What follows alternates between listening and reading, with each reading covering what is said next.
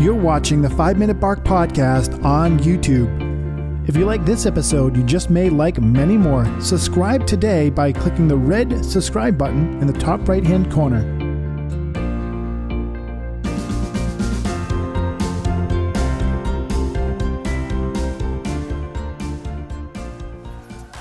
Okay, we're ready, everybody. We're here on the 5 Minute Bark. We're mumbling right off the bat here today. We've got an amazing guest. You know, if you're out there and you're a gentleman from the last millennium, you've always tried to pick up on women. And we've got today... Millennium, I'm not that old.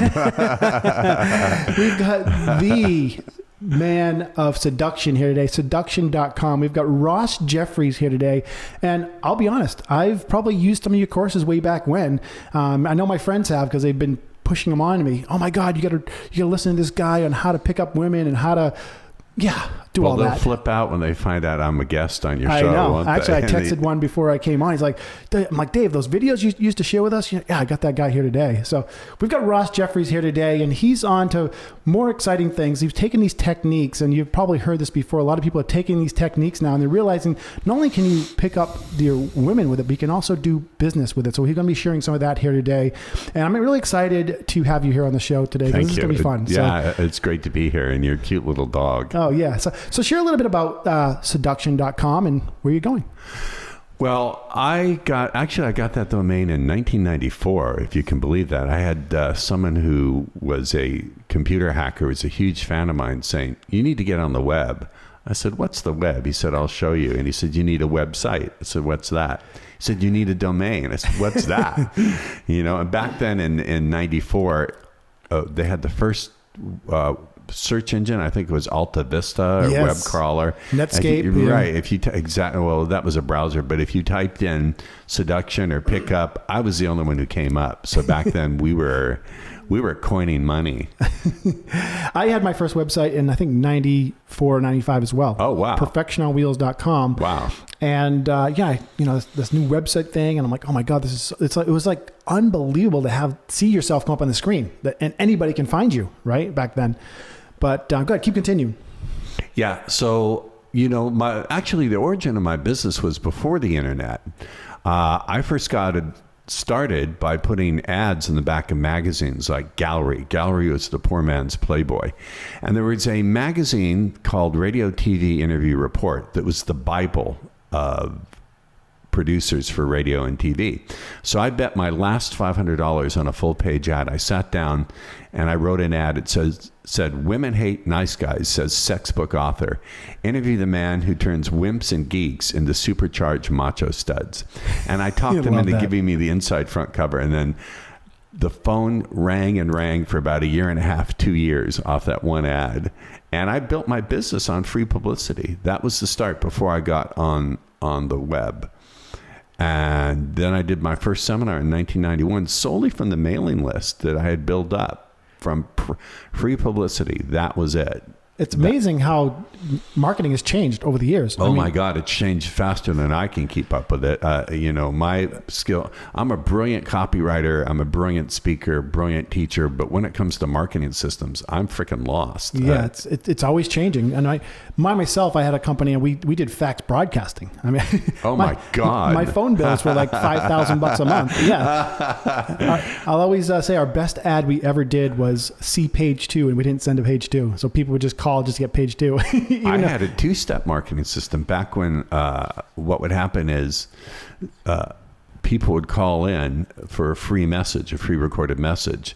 And we would say, to get your free report, send your, leave your name and email address, and your snail mail address, and we'll send it out. We would send out a 4-page sales letter for my course. That's how we were doing things. First, I sold a book called How to Get the Women You Desire into Bed from TV talk shows. And it was just a totally different Wild West world. It was nothing like it is today, with hundreds of different people claiming to be pickup and seduction coaches. And it's amazing because, literally, what you were teaching is really the same principles we all use in everything. It's not just about picking up women. It's the signals you have to put out there to attract something. I think it's about understanding that there's the conscious and your unconscious mind, and that most of the decision-making process is made at the unconscious level. So language, you see, structures consciousness, and it's also the medium through which consciousness is reflected back to the outside world. If we understand how to use language skillfully, then what we can begin to do is reach into the unconscious minds of our prospects and begin to move them that way. That's why I'm moving towards using this and training people how to use it in sales. I call it subtle sales seduction. Yep. Now I can say that because I don't have a lisp. I trained myself out of it. Subtle sales seduction, as Daffy Duck, would call it. And so what I'm doing is beginning to build that. Now my decision is, do I offer that in general to the public in general, or do I niche it to like real estate brokers and mortgage brokers, which I'm familiar with those businesses somewhat. I wonder if you did a study way back then at all the people that took your courses and similar ones and how well they went on to be in sales. I just get, what happened stat. is I get a lot of email from people saying, hey, I've used your stuff not just to seduce women, but I've used it to build my business, double my business, triple my business, whatever. Hey, it's funny. I mean, I'm doing a lot of thinking about sales because I'm now selling my products as well. And it's literally, how do you get people to buy? How do you get them to buy into you? The first thing you need to do is to understand that people don't come to you as a blank slate. People come to you with their emotions, their lack of trust, the idea that they don't like being sold. It used to be, let me tell you a story. I remember several years back, my accountant called me and said, look, you still have time to contribute to your 401k up until April 15th. Go put some money in. So I went to my trusty bank, Washington Mutual, if anyone remembers that bank. And I said to the financial officer, I want to put some money in. And he said, what level of risk? I said, low. He said, let me tell you about a company. They're called AIG. I said, what kind of assets do they have? He said, you wouldn't believe their assets. Well, as it turns out, AIG went bankrupt. So did Washington Mutual. Mm. So, and then there was a big real estate crash. So the big thing that people need to understand is that it's not that people don't trust you. They no longer trust their own ability to make a good decision. And so because they're coming at you with this frame of mind, you first have to put them in the right frame of mind before you use all the other sales techniques. The other sales techniques, even the hypnotic sales techniques, they still work, but they don't work nearly as well. So you've got to use what I call vague language. So for example, if I were a real estate salesperson, I would say, before we get going today, exploring together just what it is you really want in a house, in a home, I just want to say, I don't know how you'll get more excited about the prospect of working with me. But as that's taking place, could you do me a huge favor? Would you promise me you'll ask all the questions that naturally come up when a great decision is going to be made? Now, can you remember anything of what I just said? Yes. How much of it can you remember? All of it. Oh, you can remember all of it because you're trained. But most people wouldn't remember any of it. They would get the impression that I understand them, even though I don't. And also it sets the frame that I'm not trying to sell them. We're going on a discovery together to find out what they want. And it's giving a post-hypnotic suggestion that when they ask the questions, which is a behavior they're going to do anyway, they're not just asking because they're curious. They're asking because they have a relationship with you. Right. Now, anything you channel or filter through that is far more likely to work because you've set the frame through which they look at you and you've given them that post-hypnotic suggestion to get excited about what they'll be doing with you.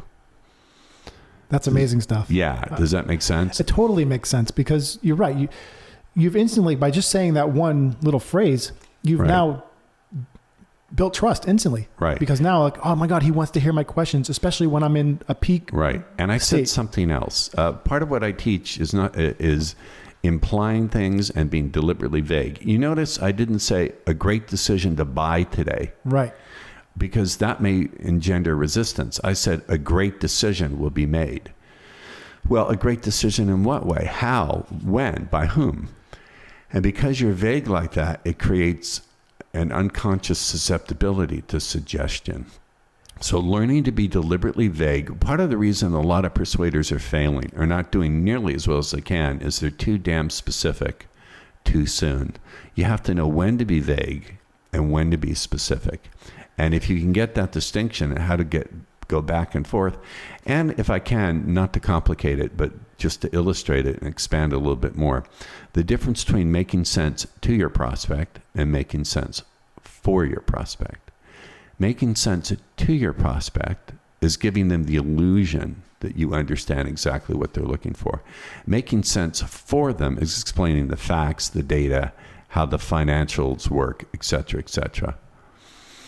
So those are the big pieces. Smaller pieces would be things like embedded commands, to say something like, it's not important that you feel comfortable about the decision that you'll make today, but I just wanted to say that, I'm really privileged and honored to be leading you through it. And let's have a look at this. So let me ask you, what is it you're really looking for in a home? And what's important? And then you begin to elicit their values in a home and accept. If you're applying it for real estate, for example, you could apply it for anything. Yeah. I'm just, as I'm hearing this, I'm like, God, why doesn't this guy just go out and do real estate? Or why don't you go out and do this? And it all goes back to, obviously, some people are really great at understanding things. I keep using this metaphor all the time. Tiger Woods has golf coaches. He's the best golfer in the world, right. Or at least it wasn't at one point. Now, I can't believe I have to say that now, but we're getting old. Hey, he married a Swedish woman, and that ruined him. Yeah. No, he cheated on her. Who cheats on a gorgeous Swede? I know. She was a sweetheart too.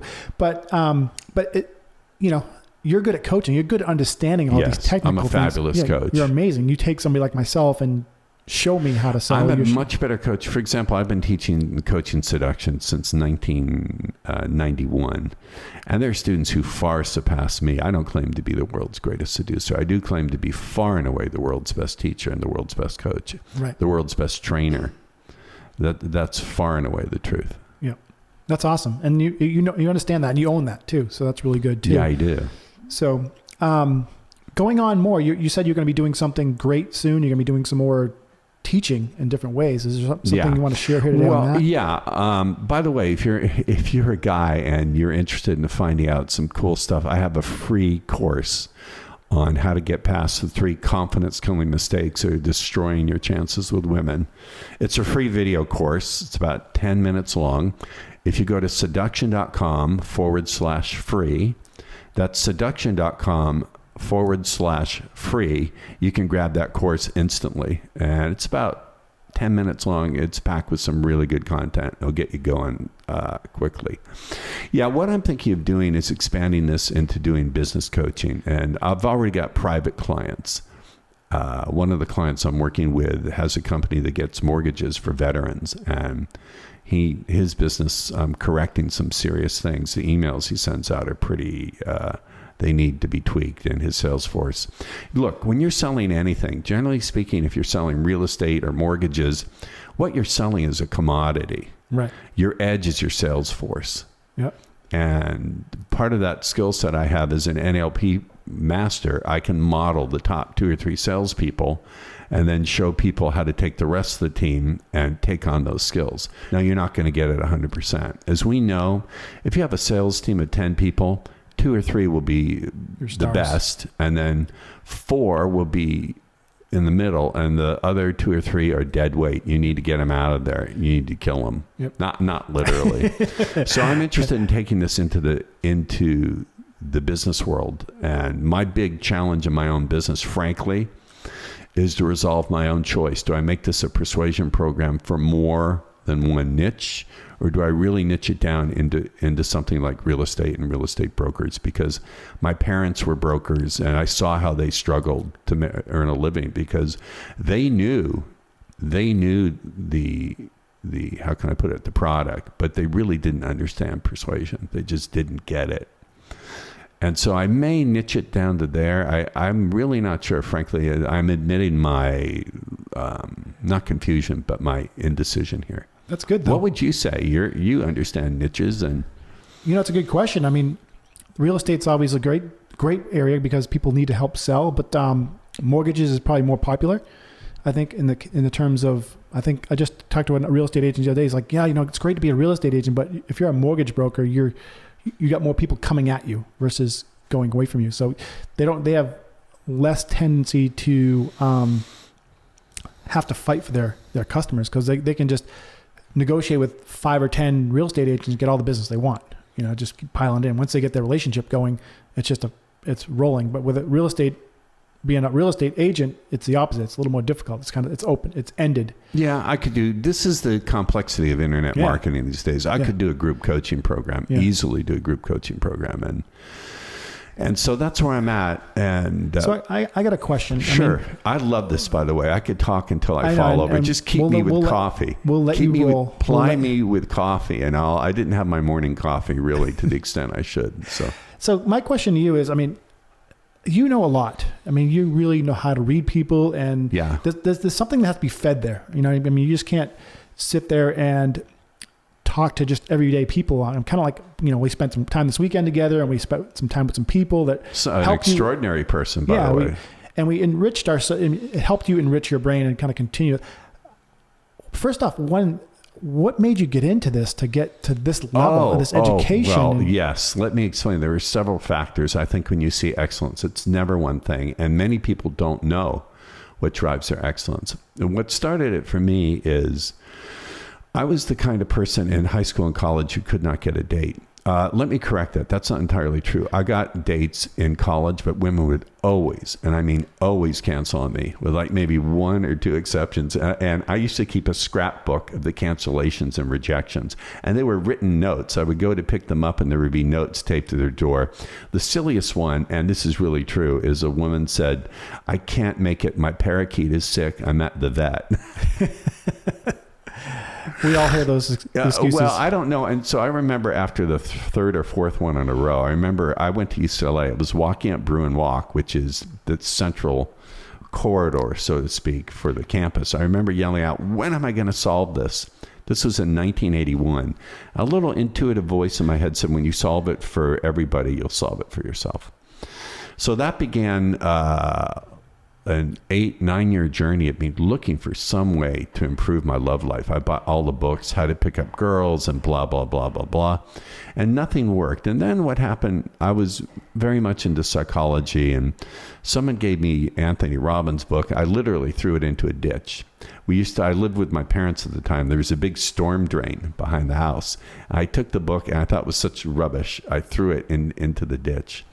Anyway, to make a long story short, I was in the self-help section of a bookstore and I saw a book. My arm reached out and grabbed it. It said Frogs and the Princes, Richard Bandler and John Grinder Live. And it was a transcript of one of their events, and it blew my mind. I thought, this is the way to get me out of my quagmire. Sure enough, after about 8-9 months of study, I began to lose my shame and my fear of women. And then I thought, okay, genius, Dr. Frankenstein, let's try to apply this to women. And sure enough, it began to work. I thought, okay, I was working as a paralegal, and I thought, I got to make some money at this. So I sat down and during my breaks, etc., or at night, I would write my first book, How to Get the Women You Desire into Bed. And that's how it started. But basically, it started from pain. Now, the reason I keep going while I continue to go, like I'm still learning and growing, is I'm in love. I'm madly, passionately in love with language. The power of language to transform consciousness. Language can either free your world or freeze it. This is one of the primary things I've learned from studying neurolinguistics and some other disciplines, is that the way in which we language things can really structure our consciousness powerfully. May I give you an example? Yes. Yes, you can. Absolutely. I'm sorry, I'm in a trance here listening. Yeah, okay. Well, what's really coming to my mind real quick before you go into that is like, women, if you're listening out there, I mean, this is the power of women on earth. They are what women what have runs no. I'm going to take a side loop. I'm going to open a loop here. I mean this respectfully for women. Most women have no clue how sexually starved most men are. Yeah. I went 5 years without being touched by a woman. Yeah. It's extraordinarily painful. And women basically are sitting on the world's supply of hoo-ha, as I put it. Yeah, but they are the root of this problem. I mean, every good man has a good woman behind them, and they're the creativity. They're the I don't agree with that. I am plenty creative and plenty. That's there you go. Well, you're very creative with your language. I just don't agree with that. So what continues to drive me forward is I'm in love with language, but also I was taught by my parents it's never good enough, which is not a good motivating strategy. Like, I just came back from doing a great talk in LA, and I was flying from that for a couple of days afterwards, but I'm always looking to improve what I do. My parents taught me you can always do better, and I'm very competitive, and I have to tell you, the other thing that moves me is I get email pretty frequently from guys who say, hey, you changed my life. I was ready to pack it in, and I found your stuff. That's profoundly moving. And Absolutely. then, of course, I need the money. Uncle Sam took a huge chunk from me. Yep. I had a heart attack in December of 2013 and got slapped with a giant medical bill that I'm being transparent. There's no reason not to be. Why not? That's what the I got world's all slapped about. with a giant medical bill that, of course, my trusty insurance company mostly didn't pay. So I was stuck paying it out of my own pocket. Yep. So what really continues to drive me, Dennis, is I love what I do. I just love it. I cannot conceive of myself not teaching. I would like to do it till I draw my last breath. Right. It's my passion. Now, I don't think you have to find your passion in life to do well. I think that's a myth. Not everyone can find their passion, but you certainly have to enjoy what you're doing on some level. Yes. I think that's very important. And, we all find something we love to do. Like, I've loved golf. I loved being an athlete. I put everything into it at a cost in a lot of cases. My body. What do you mean? Physically. I mean, I was an extreme sports athlete, so you're getting hurt doing it. So there was a cost. Now, when I walk around every day, it costs me. I'm laughing because I'm just learning how to swim at 57, and my body is sore from the lesson I had yesterday. So being an athlete certainly costs us. Obviously, working a job to make a lot of money costs you physically. The opposite way, you're not getting out and exercising. You're not getting out there and taking care of your body as much because you're constantly selling, negotiating. And so there's a cost to everything we do. But if you monitor that, as long as you understand that you can balance those things, then things work out very well. But if you don't, it can get dangerous. I think we have to understand the concept of net gain. Sure, there's a cost, but there's also a net gain. Yep. If there's more pain from not doing it, I'll tell you something interesting. That. Yes. I primarily consider myself a healer and a change worker. I see you're mirroring me there, but that's silly. I caught it. No, I'm keeping my posture going. Okay. These stools are not the most particularly comfortable. Where was I? That thought actually slipped by. I didn't have my morning coffee. Yes. You were talking about... being a healer. Yes. And being a healer in pain. I'll use any modality. I don't just use neurolinguistic programming. I'll use hypnosis. I'll use mindfulness meditation. But sometimes you just have to put them through ordeals. So I had one client. I have a $10,000 private weekend that people can do with me. All these things you can find out. Go to seduction.com. Or the other thing, if you want to hire me as a private coach or have me come in and teach your company, go to Ross Jeffries Live, JEFFRIES live.com. That's if you're interested in the business side of this. I'll come in and we'll give you a free Skype strategy session and talk to you about how I can coach you with your business and your team. But in any case, this one guy, he had paid for a $10,000 weekend, and I just couldn't get him to move any other way. I said, okay, I have something that will totally heal this fear of talking to people. I promise you. Will you do it if, number one, it's not illegal, number two, it's not dangerous, and number three, it's not fattening? I had that for, He said, sure. So I gave him the assignment of walking a banana. We went to the pet store. We bought a cat leash in the smallest color we could find. Then we went and got a banana. He had to take the banana for a walk and walk up to women and say, excuse me, would you watch my banana just for a second, and hand them the leash? Now, this was horribly embarrassing to him for the first 5-6 times. But after that, he recognized that he could be present with his embarrassment and be okay with it. And after that, he totally lost his fear. That's what I would call an ordeal. Sometimes you have to put people through ordeals. But my bottom line message here is, as a healer, you can't be stuck. This is on one method or one modality. This is the problem I see with NLP. Is I love NLP, but people get into it and they think it's a cure-all or it's the only way to deal with people. And some people NLP just doesn't work well with. They're not good visualizers. They're not good hypnotic subjects. So you have to switch to something else. So part of excellence, to circle back to the topic, is you can't be doctrinaire. You can't be dogmatic. You have to constantly be looking for what works. And the other thing is get coaching. I have business coaches who coach me because I can't do it alone. Get coaches and take action. It's the people in life, if there's one big lesson I've learned, Dennis, it's the people in life who take action, who win, ultimately, even if they hesitate. Even if I have days where I'm hesitating or just too tired, I don't feel like getting up and doing the work I have to do. But it's the people who get the right help and who refuse to hesitate. Just stubbornly refuse to be depressed sometimes, stubbornly refuse to hesitate.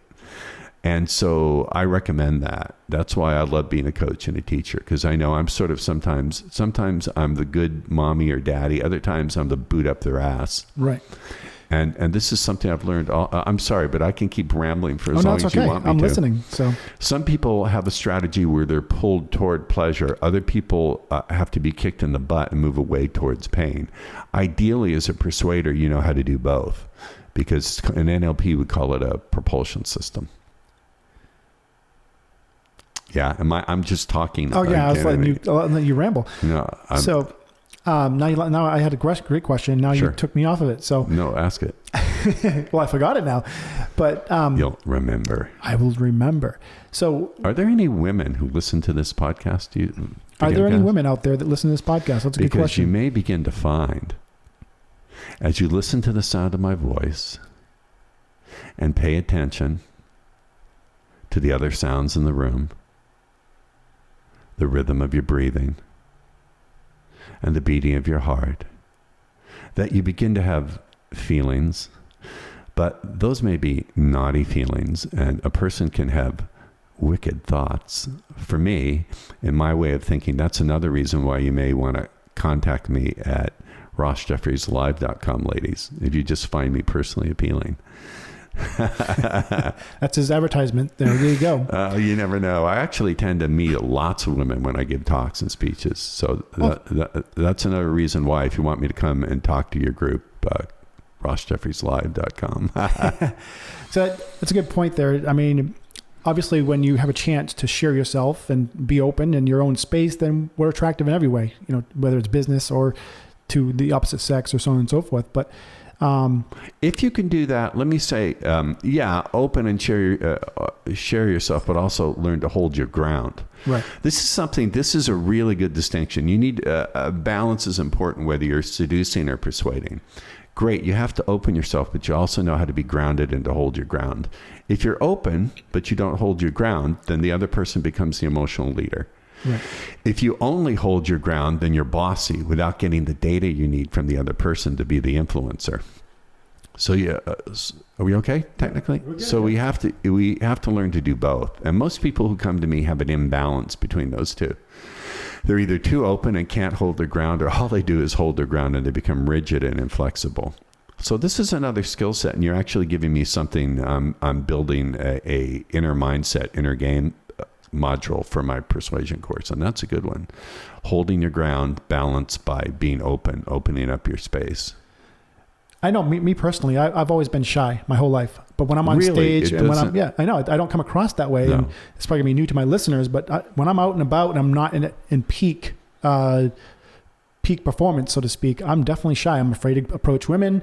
You are shitting me. Can I say that on the air? It's okay. Yeah. I mean, he's got to be kidding, folks. I don't believe it. I get afraid of what to say to them. Like, what am I going to say? Oh my God, they're going to, be too busy to talk or whatever. All these kind of things. I think you need to learn to be shameless. Fuck confidence. Yep. Get shameless. That's true. Let me, in fact, I would like to take on a challenge. I would like to coach you, give you like a half an hour coaching session and see how much you improve, and then come back on the air. Yeah. I think, you heard that challenge, everybody. I think women look out. No, you're an athlete, a good looking guy. I teach men, screw confidence, go for shameless. Like, one of my approaches is I'll walk right up to a woman who's sitting at a restaurant and say, I was leaving, but I saw you and you just stopped me dead in my tracks and I had to come meet you. My name is Ross. Now, notice what I'm not doing there. I'm not saying you're so beautiful, you stopped me dead in your tracks. Right. Why am I not saying you're so beautiful, you stop me dead in your tracks? Can you give me a guess? Because that's like a compliment that... It's too obvious a compliment. Right, when I say you stop me dead in your tracks... Back to the vague thing. Right. What about me stopped him dead in his tracks? And I'm also being vulnerable. I thought to myself, if you don't go talk to her, you'll kick yourself. If you can do That's this, exactly right. you see, if you can step into the unknown, because I don't know how they're going to respond, and at the same time, hold space for the other person to have their first response to you. One of my rules is I never take a woman's first response to me as written in stone. It's almost always a reflection of what she's thinking, feeling, or believing in that moment. It's always subject to change. It's the same if you're selling. So if you can step into the unknown and at the same time not need a guarantee that the person's first response is going to be pleasant or positive, then a gateway opens. I'll tell you why. People admire your willingness to risk, and it feels good to have space held open for you and to be accepted, even if you're being rejecting. It totally disarms the other person, and it creates a doorway into a possibility that is not normally there. Now, this is a different kind of confidence. It's not the kind of confidence that says, I know I can get that person. That will come in time, or it may or may not come. It's a different kind of confidence. It's a acceptance confidence, and it's a grounded in your body confidence. It's accepting that you don't know the outcome, and yet you stay grounded in your body, and you're present in your body. You're not just there from the neck up. Gee, I want to get this recording. This is all going to help me build the inner psychology. You got your module right here. You guys are getting a free module here. Yeah. You're helping me create it. This is also interesting that I create best live on the spot when I have some kind of live audience. When I have a microphone, it's just me and the webcam. It's like changes everything, doesn't it? It does change everything, doesn't it? These microphones make you sound really good too. Well, I have a great voice anyway. Yeah. As some ladies are beginning to put your finger on the source of your excitement, ladies, in a whole new direction. I don't know what that might be. Yes. You went, oh, what? Whoa. Whoa. Okay. So where do we go from here? I really shook you up there. Yeah. I shook you good. Sorry about that, boss. Didn't mean to do that. So what I want to tell people is I also think to be successful, you have to, I use the metaphor of bifocals. Knowing my dad used to have bifocals. Half the lenses would let you see close. Half of them will let you see far away. You have to keep your vision focused on your dream. Same time, you have to have close-up vision so you can see the landmines that are there from day to day. And that's another balance that people have to get. The ability to have a vision that's not dependent on the how can I put it, the events of the day, and at the same time stays open to the environment. So if you have a vision, it can not be knocked back and forth by whatever happens in a particular day, a particular moment. You're going to wobble. If your vision is not open to correction and the data that comes in, then you have the danger of being totally out of touch with reality. So that's another area where people need to find balance. I like that too. God, you got a lot of value bombs here today. Value bombs. That's an interesting metaphor. That's like a kind of value offerings. Yeah, I prefer to think about it. Well, in our community, it's like been value. Everybody's like, oh yeah, getting value bombs today, left and right. So it's awesome. Well, you mean the community of podcasters? Yeah, podcasters. It's like a value bomb. Yeah, I tend to provide very little fat and a lot of meat. Well, right. I can't help myself. I'm sorry. That was bad. Awesome. Well, we are way past our time here today, but I really enjoy all of this. Two plugs, if I could. Absolutely. Please plug. If you're a guy and you really want to learn to have the kind of confidence that attracts women and to get past, there are 3 confidence-killing mistakes that ruin most guys' chances with women. Go to seduction.com/free. We have a free course for you. And if you're listening and you're interested in hiring me to come in and talk to your team, train your team, help you with if you're an entrepreneur, help you with your business, we can arrange for a free Skype strategy session. Go to Ross Jeffries, Jeffries, live.com. That's rossjeffrieslive.com. And my team will arrange for that Skype session with me. That's awesome. Thank you. I've enjoyed this tremendously. Ross, thank you for coming on. I learned a lot myself, and that's really what this is all about anyway. Forget the listeners. I want to learn, right? I'm just kidding. Why not? Now, hopefully, listeners, you've learned here today that seduction.com, Ross Jeffries here today. /free. He's not only taking his value that he's brought to us over the years, but he's now taking into sales, and he's taking into you and how you can influence or communicate out there within your niche. So awesome. Thank you for coming on. Thank you. It's been a unique pleasure, and your dog's really cute. She's great. Cody dog. Talk soon, everybody. Thank you.